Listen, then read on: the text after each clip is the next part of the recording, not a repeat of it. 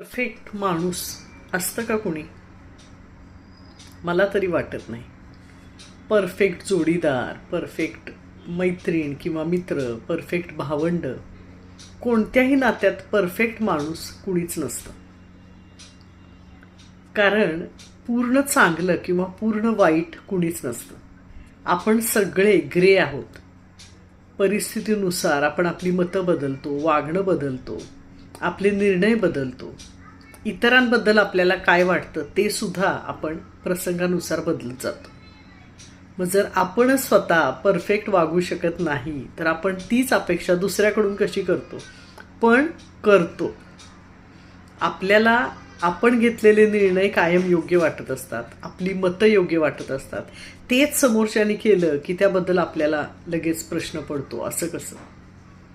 पण एकदा जर आपण सगळ्यांनी हे ॲक्सेप्ट केलं की कुणीही परफेक्ट नसतं, कुणी पूर्ण चांगलं किंवा पूर्ण वाईट नसतं, तर जगणं खूप सोपं होऊन जाईल.